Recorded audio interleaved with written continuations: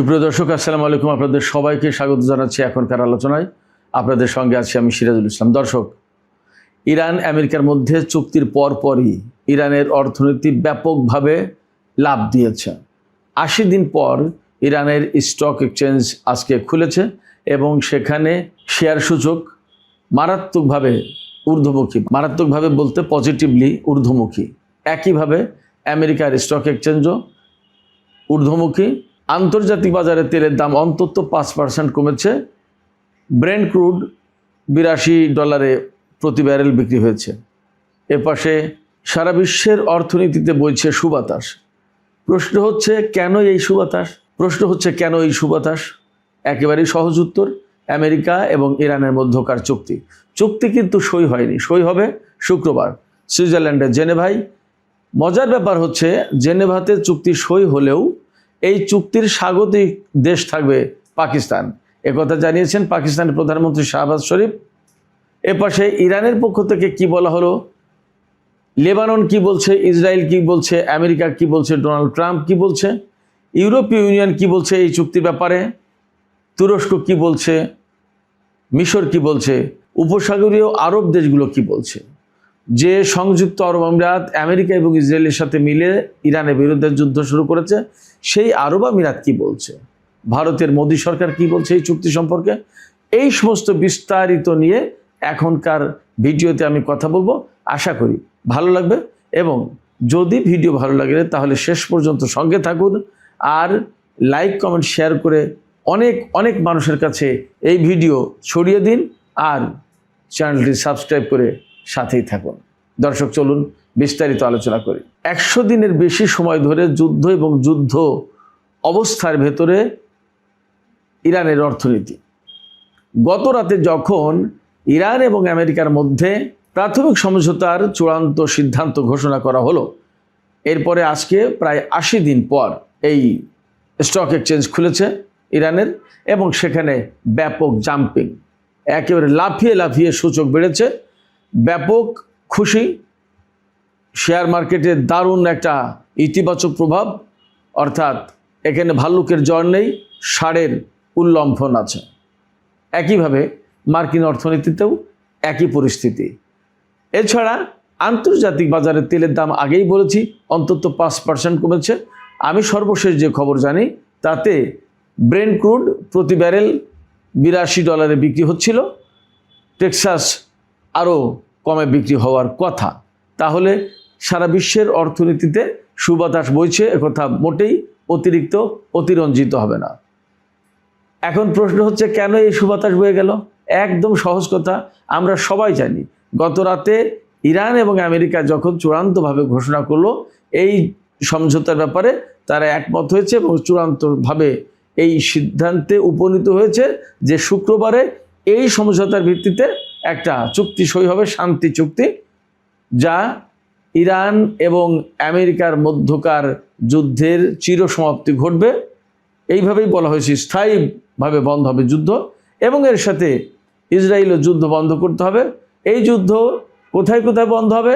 Iran, Israel, Lebanon এবং মধ্যপ্রাচ্যের যত ফ্রন্টের যুদ্ধ হচ্ছে সব জায়গায় বন্ধ হবে।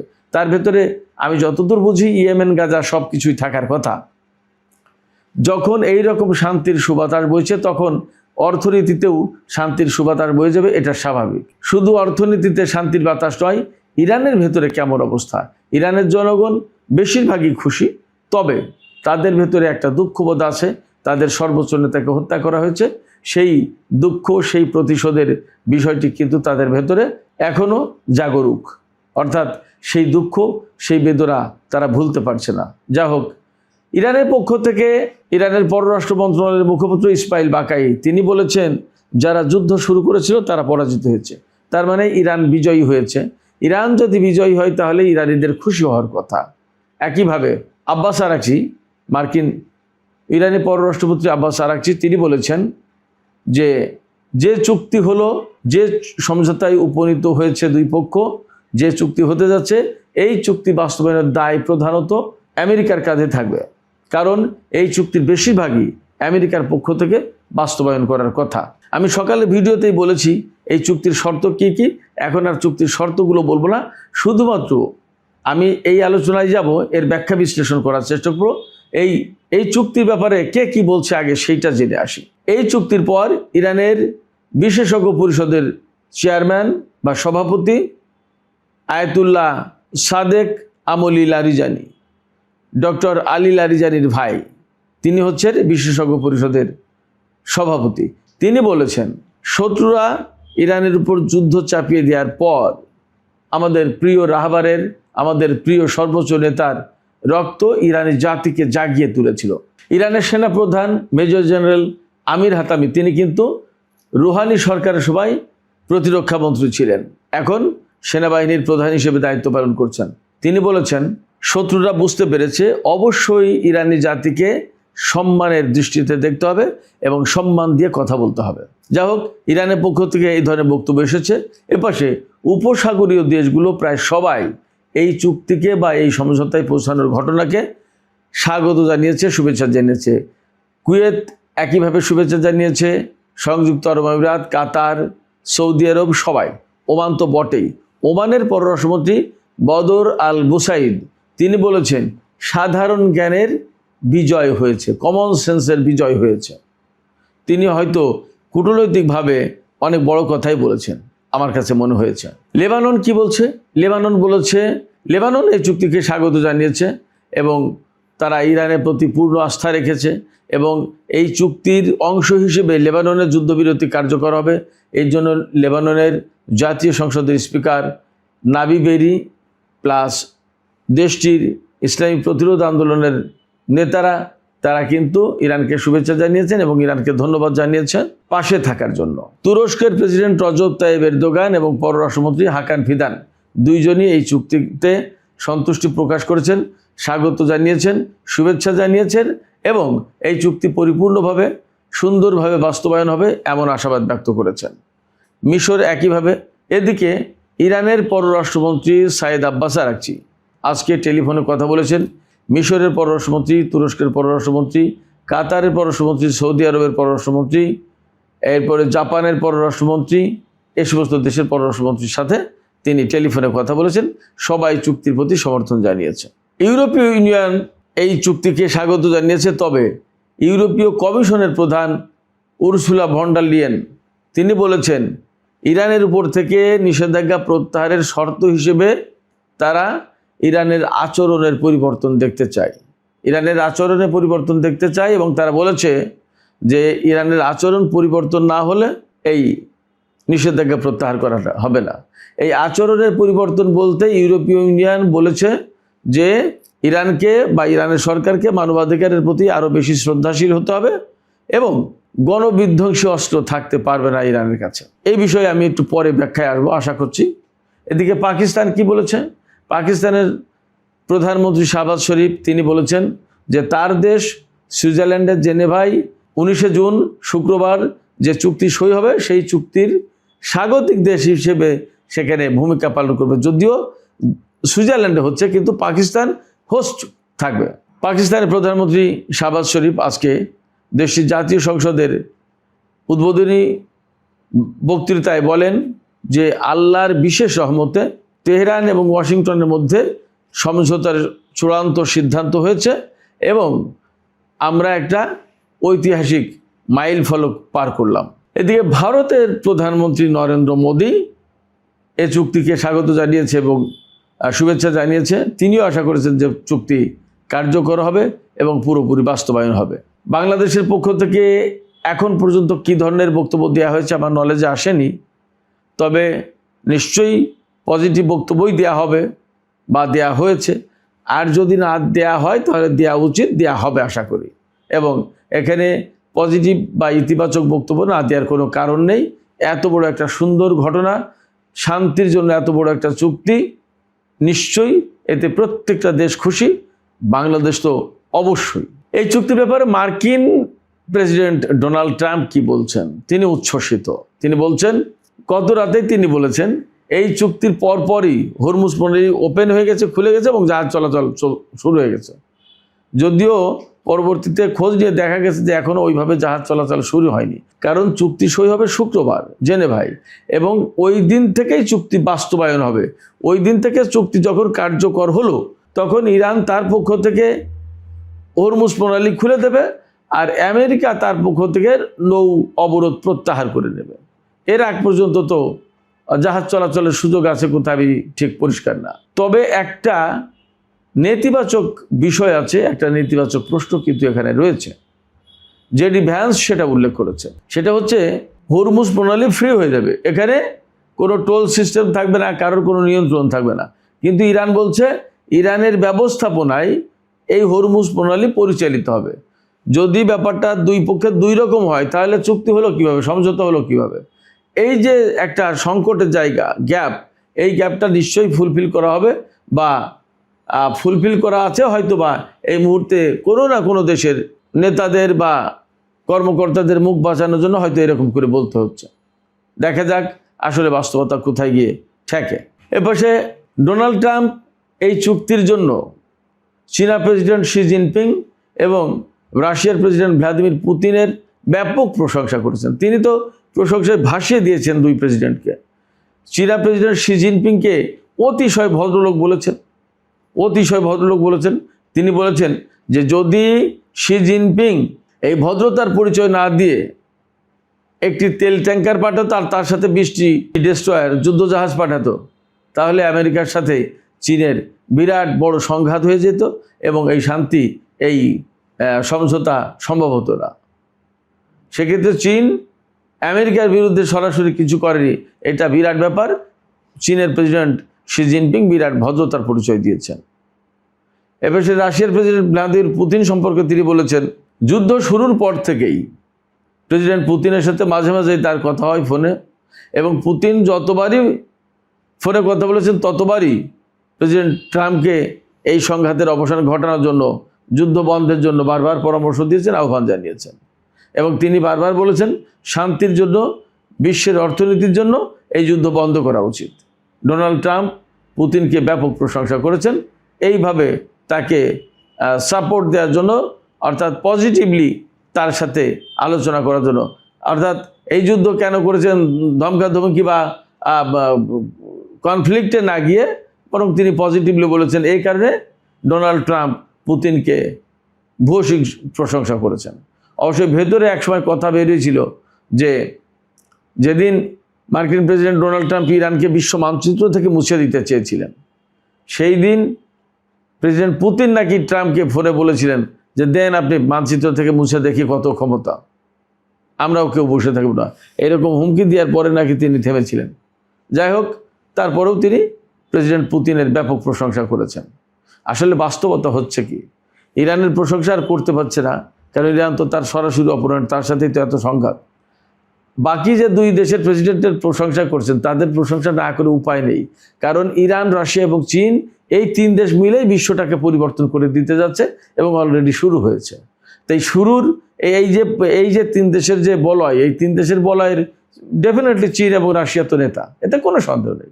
তিন দেশই নেতা, কিন্তু তার ভিতরে তো রাশিয়া এবং চীন এগিয়ে। আসলে ব্যাপারটা হয়েছে কি, এটা ত্রিভুজের মতো, ত্রিভুজের তিন কোণায় তিনজন, ইরান, চীন, রাশিয়া। আসলে কে কার থেকে এগিয়ে সেটা একটা ব্যাপার। যাই হোক, ডোনাল্ড ট্রাম্প তাদের প্রশংসা করেছেন, রাশিয়া এবং চীনের দুই প্রেসিডেন্টকে। এবার ইসরায়েলের গায়ে জ্বালা, ভীষণ অন্তর্জ্বালা। ওই যে আমাদের বাংলাদেশের সামাজিক মাধ্যমে প্রায় সময় দেখা যায় জলে জলে অন্তর জলে, তো এইরকম একটা অবস্থা। কারণ হচ্ছে এই যুদ্ধ শুরু করেছিল মূলত ইসরায়েলের উস্কানিতে এবং ইসরায়েলের প্রয়োজনে। ইরানের সরকার পরিবর্তন করা, ক্ষেপণাস্ত্র প্রতিরক্ষা কর্মসূচি বা ক্ষেপণাস্ত্র কর্মসূচি বন্ধ করা, পরমাণু কর্মসূচি বন্ধ করা, সমস্ত সব কিছু ইসরায়েলের নিরাপত্তার জন্য প্রয়োজন, আমেরিকার জন্য না। ইরান আমেরিকার সাথে কখনো ওইভাবে যুদ্ধ করতে যেত না। সংকট ইসরায়েলের সাথে ইরানের। তো ইরানের হাতে যখন এরকম হেভি অস্ত্র, সামরিক প্রতিরক্ষা ব্যবস্থা, তো তখন ইসরায়েল ঝুঁকিতে পড়ে যায়। ইসরায়েল তো ছোট রাষ্ট্র, যতই সামরিক শক্তি থাকুক, 10টা যায় 20টা ক্ষেপণাস্ত্র মেরে দিলেই তো দেশটা কাত। এই কারণে এই সমস্যা সে সবচেয়ে বেশি বোধ করত এবং ইরানকে ঝুঁকি মনে করতো। এই জন্য আমেরিকাকে নিয়ে ইরানের সাথে যুদ্ধ শুরু করেছিল। কিন্তু যে সমস্ত লক্ষ্য নিয়ে ইসরায়েল বা আমেরিকা ইরানের সাথে যুদ্ধ শুরু করেছিল তার একটা অর্জিত হয়নি। আমি আবারও বলি, ইরানের সরকার পরিবর্তন হয়নি, ক্ষেপণাস্ত্র কর্মসূচি বাতিল করতে পারেনি, পরমাণু কর্মসূচি বন্ধ করতে পারেনি, ইরানের হাতে যে এনরিচড ইউরেনিয়াম আছে সেগুলোও নিতে পারেনি, কিছুই হয়নি। তাহলে যা যা ছিল তাই তাই রয়ে গেছে। মাঝ দিয়ে কিছু লোক মারা গেছে, ইসরায়েলেরও ব্যাপক ক্ষয়ক্ষতি হয়েছে, আমেরিকারও ব্যাপক ক্ষয়ক্ষতি হয়েছে। লাভটা কী হলো? এই প্রেক্ষাপটে ইসরায়েলের বিরোধী দলীয় নেতা, তিনি একসময় ইসরায়েলের প্রধানমন্ত্রী ছিলেন, ইয়াইর লাপিদ বলছেন ইসরায়েল এই যুদ্ধে পরাজিত হয়েছে, কিছুই করতে পারেনি, নেতানিয়াহু সম্পূর্ণভাবে ব্যর্থ। আর আমেরিকা এবং ইরানের মধ্যে এই চুক্তির পর ইসরায়েলের প্রধানমন্ত্রী বেনিয়ামিন নেতানিয়াহুর মুখ একেবারে বন্ধ, চুপ। কথা বলছেন শুধু ইসরায়েলের যুদ্ধমন্ত্রী ইসরায়েল কাটজ এবং অর্থমন্ত্রী বেজালেল স্মোট্রিচ। তারা দুইজনই চরম ডানপন্থী। ইসরায়েলের চরম ডানপন্থী মানে চরম উগ্রবাদী। ফিলিস্তিনি, লেবানন, আরবদের জীবনহানি ছাড়া তারা আর কিছু বোঝে না। তো যদিও নেতানিয়াহু চুপ, কিন্তু ইসরায়েলের ভেতরকার অবস্থাটা যথেষ্ট টালমাটাল। যুদ্ধমন্ত্রী সরাসরি বলেছেন ইসরায়েল এই চুক্তি মানবে না, লেবাননে হামলা চলবে, দক্ষিণ লেবানন থেকে আমরা সেনা প্রত্যাহার করব না। জবাবে ইরান বলেছে যদি ইসরায়েল এই চুক্তি না মানে এবং লেবাননের উপর হামলা চালায় তাহলে এই যুদ্ধবিরতি চুক্তি, এই শান্তি চুক্তি ভেঙে যেতে পারে এবং এর দায় থাকবে আমেরিকার। সেক্ষেত্রে আমি মনে করি এই চুক্তি বাস্তবায়নের ক্ষেত্রে অবশ্যই আমেরিকার উপরে বেশি দায় থাকবে এবং আমেরিকা বেশি চাপে থাকবে।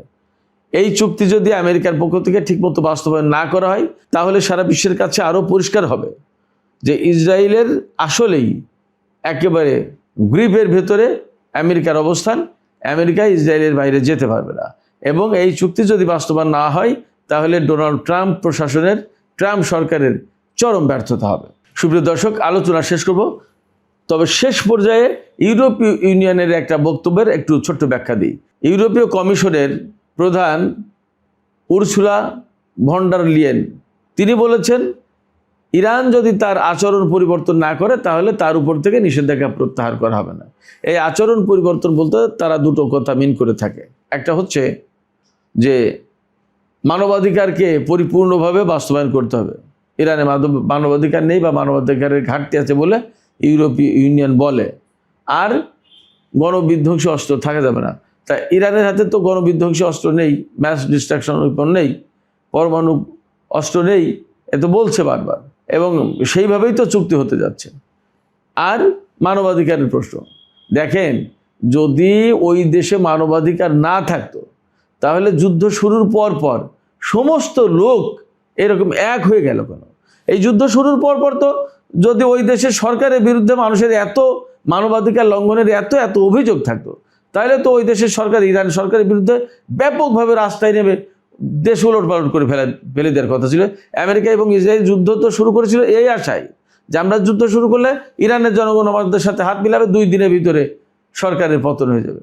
কিন্তু তা না করে আজ 100 দিন ধরে ইরানের রাস্তায় রাস্তায় জনগণ, রাতের বেলায় নারী, পুরুষ, শিশু, বৃদ্ধ, আবাল সবাই, বনিতা সবাই। কেন?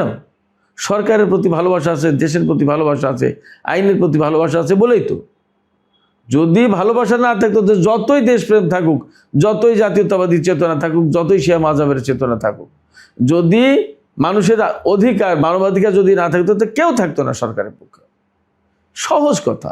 তারপরে ইউরোপীয় ইউনিয়ন, ইউরোপীয় কমিশন এই সমস্ত কথা বলে, তার মানে গায়ের জোরে তারা কিন্তু আটকে রাখতে চায়। আমার বিশ্বাস যে এই গায়ের জোরটা খুব বেশি দিন মনে হয় চলবে না। সুপ্রিয় দর্শক, এখনকার আলোচনা এখানেই শেষ করতে চাই। যাবার আগে আপনাদের কাছে প্রশ্ন রাখি, ইসরায়েল বলেছে এই চুক্তি মানবে না, ডোনাল্ড ট্রাম্প কি পারবে ইসরায়েলকে দিয়ে এই চুক্তি বানাতে, লেবাননের যুদ্ধ বন্ধ করাতে? যদি লেবাননের যুদ্ধ বন্ধ না করায় তাহলে ইরান তো এই চুক্তি ভঙ্গ করে ফেলবে বলে হুমকি দিয়ে রেখেছে। তাহলে চুক্তির ভবিষ্যৎ কি এখন অনেকটা অনিশ্চিত, নাকি এই সমস্ত সব কিছুই ম্যানেজ হয়ে যাবে? আপনাদের মতামত জানিয়ে কমেন্টে লিখুন। আর ভিডিও ভালো লাগলে আবারও বলি, লাইক, কমেন্ট, শেয়ার করবেন এবং চ্যানেলটি সাবস্ক্রাইব করে সাথেই থাকবেন। দর্শক, আপনাদের সবাইকে এতক্ষণ সঙ্গ দেওয়ার জন্য অনেক অনেক ধন্যবাদ। আল্লাহ হাফেজ।